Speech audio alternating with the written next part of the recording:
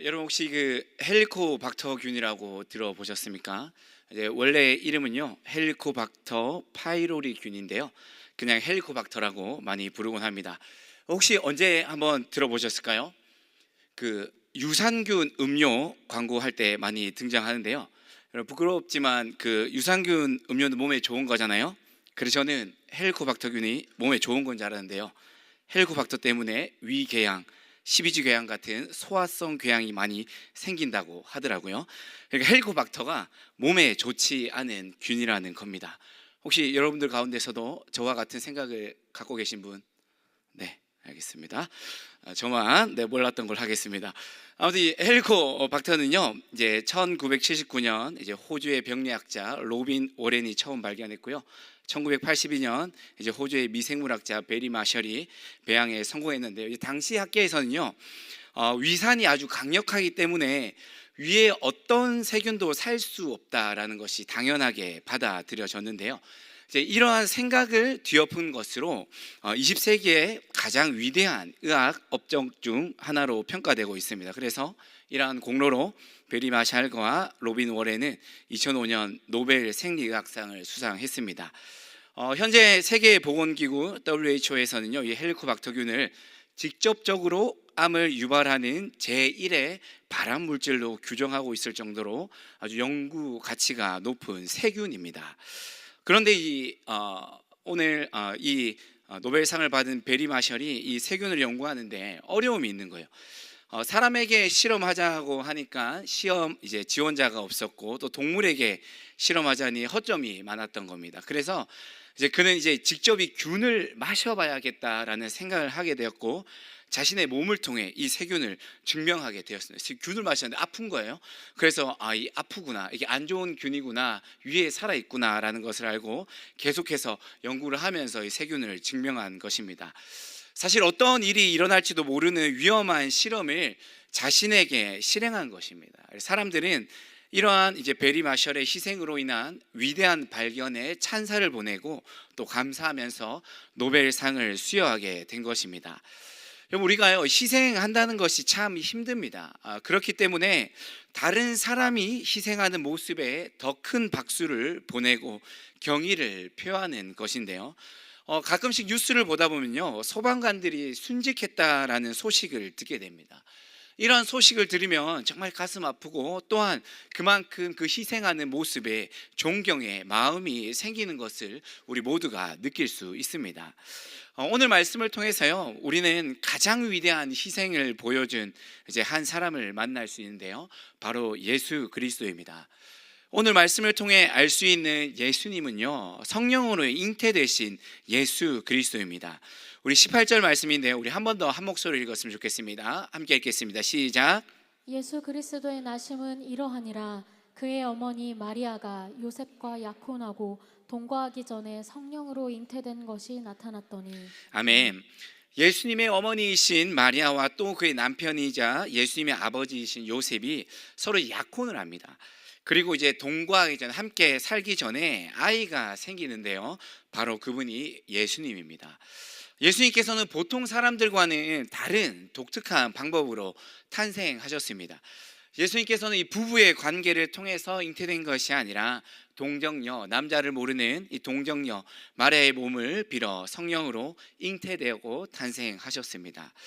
오늘 말씀 이제 앞부분인 마태복음 이제 1장 1절부터 17절까지요, 예수님에 대한 족보가 쭉 나옵니다. 누가 누구를 낳고 누가 누구를 낳고 이렇게 쭉 나오는데요, 그러면서 이제 예수 그리스도의 인성, 예수 그리스도의 인간적인 성질을 강조하고 있습니다. 예수님께서 인간이라는 것이죠. 그렇다면 오늘 우리가 함께 읽은 말씀에서는요, 예수 그리스도의 신성, 신의 성질을 강조하고 있는 겁니다. 사람들과는 다르게 태어났다는 것이죠. 여러분, 예수님께서 이 땅에 오신 이유가 무엇입니까? 자기 백성을 그들의 죄에서 구원하기 위해서입니다. 그런데 이 온 인류를 죄에서 구원할 메시아는요, 아무런 죄도 없는 사람이어야 했습니다. 구약 시대에는요, 짐승들을 제물로 사용했습니다. 짐승이 사람을 대신할 수는 없잖아요. 그래서 그때 드렸던 제사는 완전할 수 없었고 계속해서 반복해서 제사를 드려야 했던 것입니다. 그럼 지금 이제 파리 올림픽이 진행되고 있는데요. 대한민국 사람이 대한민국 국가, 우리나라를 대표할 수 있잖아요. 그것처럼 사람들의 죄를 대신해서 바쳐야 될 제물은 사람이어야 했습니다. 또한 이제 사형수가 사형수를 대신해서 죽는다면 그게 무슨 소용이 있겠습니까? 그냥 자신의 벌을 받는 것이지 다른 사람의 죄까지는 대신 짊어질 수는 없는 거죠. 그래서 인간의 죄를 단번에 모두 없애기 위한 완전한 제물이 되기 위해서 아무런 죄도 없는 사람이어야 했습니다. 로마서에서는요, 모든 사람이 다 죄를 범했다고 말씀하십니다. 사람 중에는요, 죄가 없는 사람이 단 한 명도 없어요.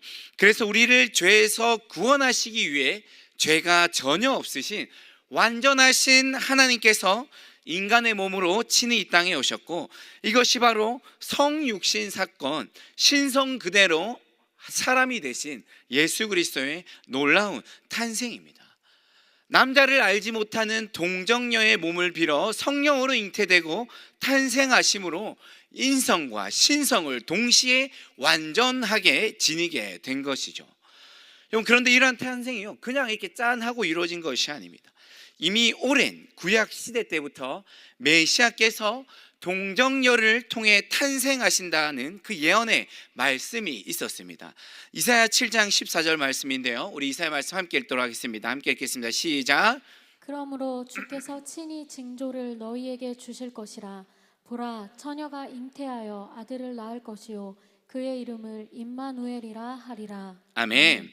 이렇게 이미 오랜 전부터 하나님께서는 우리를 구원할 메시아가 처녀의 몸을 통해 이 땅에 탄생할 것이라고 말씀하셨고, 그 말씀 그대로 예수 그리스도께서는 동정녀 마리아를 통해 이 땅에 오셨습니다. 이것이 바로 완전하신 하나님 예수 그리스도께서 인간의 몸을 입고 이 땅에 오신 성육신의 놀라운 신비이자 한량없는 은혜입니다. 여러분, 이렇게 놀라운 신비가 예수 그리스도의 성육신 사건이 믿어지는 은혜가 우리 모두에게 있기를 주님의 이름으로 간절히 바라고 축원합니다. 영국의 신학자 J.I. 패커는요, 이러한 하나님의 성육신 사건을 다음과 같이 말하는데요, 제가 한번 읽겠습니다. 하나님이 인간이 되셨고 신의 아들이 유대인이 되셨다. 전능자가 무력한 인간 아기로 지상에 나타나셨다. 할 줄 아는 일이라고는 누워서 말똥말똥 바라보고 꼼지락거리고 소리를 내는 것뿐이었다.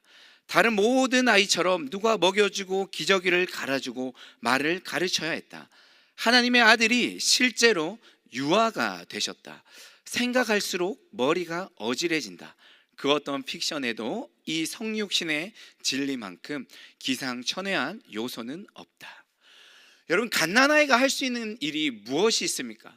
할 수 있는 일이라고는 그냥 자고 먹고 싸는 게, 그리고 뭔가 불편하면 그냥 울어버리는 게 전부이잖아요. 스스로 할 수 있는 것이 아무것도 없습니다. 여러분, 모든 일을 하실 수 있는 전능하신 하나님께서 그렇게 무능력한 아무것도 할 수 없는 아기가 되신 거예요. 여러분, 제가 잠깐 허리가 아팠던 적이 있거든요. 지금은 멀쩡합니다. 근데 정말 너무 불편한 거예요. 앉아있지도 못하겠고 걷지도 못하겠고 평소에는 쉽게 하던 모든 것들이 다 어려워진 거예요.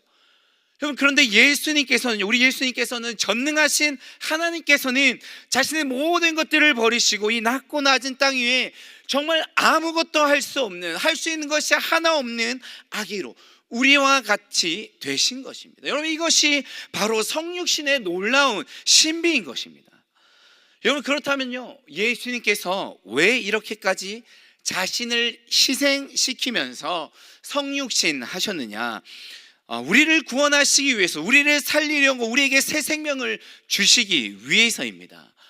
그 이름을 예수라 하라. 이는 그가 자기 백성을 그들의 죄에서 구원할 자이심이라. 아멘. 여러분, 우리는 죄로 인해 죽은 사람이었습니다. 헬러 원어로 살펴보면 죄는 이 관역에서 벗어나는 것을 의미합니다. 하나님의 뜻에서 벗어나는 생각과 행동을 의미하는 것이죠. 하나님 중심의 생각과 행동이 아니라 자기 중심의 생각과 행동으로 인해 그 허물과 죄로 인해 하나님과의 끊어진 상태가 바로 죽어 있었던 우리였습니다. 하나님과 언제나 동행하고 하나님이 주신 모든 것들을 충만히 누릴 수 있는 상태에서 죄로 인해 하나님과의 관계가 단절된 상태를 의미하는 것이죠. 이것은 우리의 육체적인 죽음이 아니라 영적인 죽음을 의미하는 것인데요, 우리는 자기 중심의 죄로 인해 생명이신 하나님과의 관계가 끊어진 모습, 생명을 잃어버린 죽었던 사람이었습니다. 제가 공부했던 신학교 교수님께서 이렇게 하나님과의 관계가 끊어져 있는 사람의 모습을요, 이제 충전기하고 연결되어 있지 않는 폰에 비유하셨는데요, 폰이 충전기와 처음 분리되었을 때는요, 어떻습니까? 여러분, 배터리가 가득 차 있습니다. 풀로 차 있잖아요. 그렇기 때문에 살아있고 멀쩡하게 작동합니다. 살아있고 생명력이 넘치는 거죠. 전화도 몇 시간씩 할 수 있고 유튜브 영상도 마음껏 볼 수 있습니다. 하지만 시간이 지나가면 지나갈수록 가득 차 있던 배터리는 점점 더 줄어들고 어떻게 됩니까? 결국 폰은 꺼지고 맙니다. 이것이 바로 하나님과의 관계가 끊어진 사람의 모습이에요. 디모데전서 5장 6절에서는 이런 우리의 상태를 살았으나 죽었다라고 표현하고 있는데요, 충전기와 연결이 끊어진 폰이 처음에는 배터리가 가득하기 때문에 계속해서 무엇이든지 할 수 있다고 생각하지만 결국에는 꺼지게 된, 이미 죽어있는 상태인 것처럼 우리 역시 살아있다고 느끼고 생각하지만 결국에는 죽음에 이르는 자기중심의 허물과 죄로 인해 하나님과의 연결이 끊어진 죽은 사람이었습니다. 여러분, 죽은 사람에게 가장 필요한 것이 무엇입니까? 생명입니다. 생명. 우리를 살리기 위해, 우리를 죽음에서 건져내어 생명을 주시기 위해 예수 그리스도께서 이 땅에 오셨습니다. 예수 그리스도인의 하나님과의 관계가 끊어져 지고 있던 우리가 구원받고 다시 하나님과의 관계가 회복되고 영적으로 살아 숨쉬는 사람이 된 것입니다. 여러분, 이 사실을 믿고 감사하는 우리 모두가 되기를 간절히 바랍니다. 또한 오늘 말씀에서 확인할 수 있는 것은요, 우리와 함께 하시기 위해서입니다. 오늘 말씀 23절인데요, 우리 한 번 더 함께 읽겠습니다. 함께 읽겠습니다. 시작. 보라, 처녀가 잉태하여 아들을 낳을 것이요 그의 이름은 임마누엘이라 하리라 하셨으니 이를 번역한즉 하나님이 우리와 함께 계시다 함이라. 아멘. 임마누, 우리와 함께 더불어 엘, 하나님. 그래서 합치면요, 하나님께서 우리와 함께 하신다는 뜻입니다. 여러분, 하나님께서요, 우리와 나와 함께 하시기 위해 이 땅에 오셨다는 거예요. 여러분, 그것이 바로 예수님께서 아기의 몸으로 이 땅에 오신 이유입니다. 우리와 나와 여러분과 함께 하기 위해서요. 그런데요, 잠깐만 함께 하는 것이 아니라 이 땅에 있을 때만 함께 하셨다는 것이 아니라요, 영원히 우리와 함께 하십니다. 마태복음 28장 20절 말씀, 우리 한 번 더 함께 읽겠습니다. 함께 읽겠습니다. 시작. 내가 너희에게 분부한 모든 것을 가르쳐 지키게 하라. 볼지어다 내가 세상 끝날까지 너희와 항상 함께 있으리라 하시니라. 아멘. 임마누엘로 오신 예수님께서 세상 끝날까지 우리와 항상 함께 하십니다. 아멘이십니까? 아멘. 여러분, 우리 청년 2부에 보드게임을 하기 위해서 모인 동아리가 있는데요, 이름이 뭔지 아십니까? 보드게 임마누엘입니다. 네, 여러분, 언제나 우리와 함께 하시는 하나님, 보드게임 할 때도 우리와 함께 하신다라는 믿음을 표현하는 우리 아름다운 청년들입니다. 네, 기도 많이 해주시기 바랍니다. 여러분, 하나님께서 우리와 함께 하십니다. 여러분, 하나님보다 더 좋으신 분은 없으세요. 하나님보다 더 위대하고 높으신 분, 하나님보다 우리를 더 사랑하고 더 아끼시는 분 어디에도 없습니다. 누구보다도 좋고 위대하신 하나님, 누구보다 우리를 사랑하신 그 하나님께서요, 우리와 함께 하신다는 겁니다. 여러분, 이것이 우리에게는 세상 무엇과도 비교할 수 없는 기쁨이고 감사의 제목인 줄로 믿습니다. 하나님이신 예수님께서 우리와 함께 하시기 위해 바로 이 땅 가운데 인간의 몸을 입고 자신이 누릴 수 있는 모든 것을 다 포기하고 오신 것입니다. 여러분, 드라마를 보면요, 그런 내용이 많이 나와요. 아주 진부한 내용이지만 재벌 3세인 남자 주인공이 자신을 사랑하는 여자 주인공을 위해, 여자를 위해 모든 돈과 권력을 포기하고 사랑을 선택한다는 그런 말도 안 되는 내용인데요. 정말 진부한 내용이지만 어지간하면 중간 이상은 할 수 있습니다. 사람들이 왜 이런 내용을 좋아하는 걸까? 감동이 있잖아요. 사랑하는 사람을 위해 자신이 가진 것을 포기한다. 자신이 가진 것들보다 그 사람, 그 여자를 더 사랑하는구나. 그래서 막 감정이입이 돼요. 나도 누군가가 그렇게 사랑해줬으면 좋겠다. 그래서 막 사람들이 열광하고 막 욕하면서도 또 저 내용이네, 욕하면서도 보게 되는 그런 드라마입니다. 여러분, 연인들이 막 헤어지는, 청년들이 보면 막 헤어집니다. 헤어지는 이유들이 많은데요, 막 이런저런 이유를 막 이야기합니다. 근데 제가 생각할 때는 하나예요. 덜 사랑하는 거예요. 그래서 포기를 못하는 거예요. 돈, 취미, 성공, 친구, 나의 시간, 편안함, 그게 무엇이든지 상대방보다 그것을 더 사랑하기 때문에 그 사람을 포기하는 거예요. 그런데 엄청난 돈과 권력을 나를 위해 포기했다. 드라마지만은 그게 좋은 거예요. 감동이 있는 겁니다. 여러분, 비교가 안 됩니다. 하나님이신 예수님께서 자신이 가진 모든 것을 포기하고 인간으로 오신 거예요. 사람이 되신 겁니다. 우리와 함께하기 위해서 오신 겁니다. 그리고 그 하나님께서 우리와 여전히 지금도 그리고 앞으로도 영원히 함께 하십니다. 여러분, 잠깐 있다 사라지는 것이 아니라 영원히 우리와 함께 계시는 줄 믿습니다. 우리를 향한 이 사랑, 에베소서 2장 4절에서는 다음과 같이 말씀합니다. 우리 현대인의 성경으로 한번 같이 읽었으면 좋겠습니다. 함께 읽겠습니다. 시작. 그러나 자비가 풍성하신 하나님은 우리를 무척 사랑하셨기 때문에 그 크신 사랑으로. 아멘. 우리를 무척 사랑하셨기 때문에, 우리를 무척이나 사랑하셔서 이 땅 가운데 오신 겁니다. 여러분, 하나님 왜 우리를 사랑하실까요? 내가 잘나서? 내가 착해서? 아니면 내가 구원받을 어떠한 자격이 있는 사람이라서요? 아니요. 그냥 하나님께서 우리를 사랑하시는 겁니다. 무척이나 사랑하셨기 때문에 우리를 위해 이 땅에 오셨습니다. 여러분, 이 크신 사랑을 반드시 꼭 기억하는 우리 모두가 되기를 간절히 바랍니다. 여러분, 저는요, 하나님의 사랑을 받을 만한 어떤 가치도 어떤 자격도 없는 사람이에요. 하나님께서 왜 저를 이렇게 사랑해 주시는지 아무리 생각해도 그 어떤 이유를 찾을 수가 없습니다. 오늘도 하나님의 뜻과는 다른 생각도 하고 행동도 하고 마치 하나님이 없는 사람처럼, 하나님 믿지 않는 사람처럼 행동하고 생각하는 저의 모습이 보여요. 하지만 그럼에도 불구하고 하나님께서는 여전히 저를 사랑하고 계십니다. 나의 어떠함이 그런 어떠함 때문이 아니라 오직 하나님의 긍휼과 자비와 은혜로 저와 그리고 우리를 사랑하고 계심을 믿습니다. 오늘 그 하나님의 사랑, 예수 그리스도께서 이 땅에 오셨다는 것을 다시 한 번 더 감격합시다. 사랑받을 자격 없는 우리를 그냥 너무나 사랑하시는 하나님의 사랑을 꼭 기억하며 감사하는 우리 모두가 되기를 간절히 바랍니다. 우리 오늘 말씀에서요, 우리는 또 다른 희생의 모습을 볼 수 있는데요, 요셉과 마리아 부부입니다. 18절을 보면 그의 어머니 마리아가 요셉과 약혼하고 동거하기 전에 성령으로 잉태된 것이 나타났다라고 말씀하십니다. 이제 정식으로 결혼하기 전에 혼인을 약속하고 대외적으로 혼인 관계를 선포하는 유대인들의 관습인 거예요. 약혼입니다.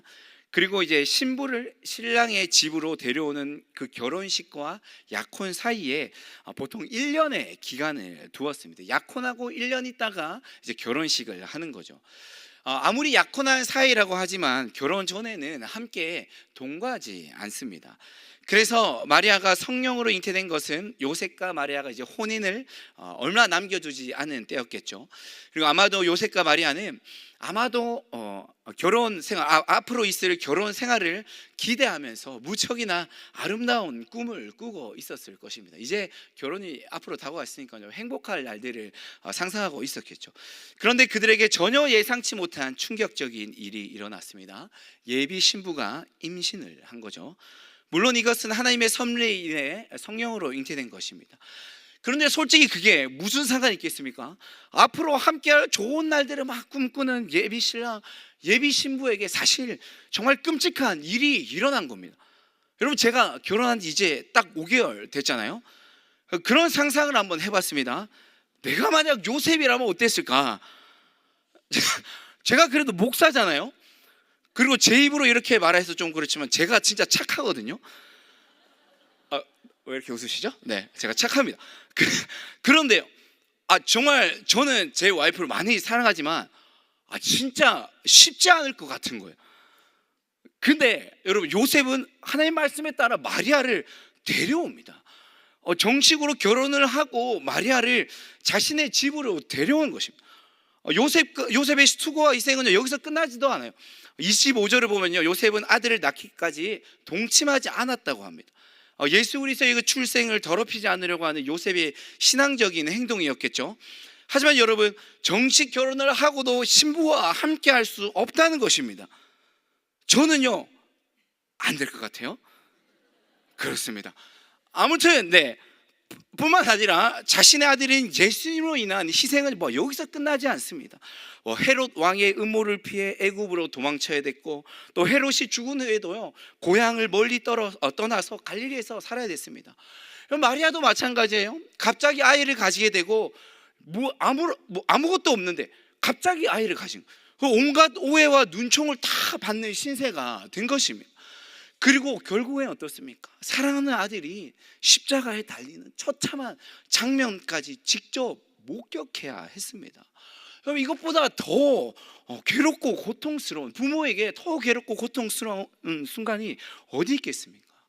하지만 이들 부부의 희생을 통해 예수 그리스도께서 이 땅에 오셨고, 온 인류가, 내가 구원받은 겁니다. 여러분, 하나님의 일에는요, 반드시 사람이 필요합니다. 하나님께서는 사람을 통해 일하십니다. 하지만 여러분, 그것이 결코 쉽지는 않을 거예요. 희생이 필요하고 헌신이 필요합니다. 하지만 우리가 그렇게 우리의 것을 하나님께 내어드릴 때 하나님께서 우리를 통해 놀랍게 일하실 겁니다. 구원을 이루어 가실 거예요. 여러분, 우리의 힘과 우리의 의지로는 할 수 없습니다. 하지만 우리를 위해 이 땅에 오신 성육신하신 예수 그리스도의 그 희생을 생각할 때, 그 사랑을 생각할 때, 그 사랑이 우리 안에 가득 차서 넘칠 때 우리는 할 수 있습니다. 여러분, 마땅히 해낼 것입니다. 그리고 그것은요, 어렵고 힘든 것이 아니라 우리의 기쁨이고 감사가 될 것입니다. 우리를 통해, 나를 통해 한 영혼이 구원받는 거예요. 예수 그리스도를 구주로 영접하는 겁니다. 여러분, 죽음에서 생명으로 옮겨지게 되는 겁니다.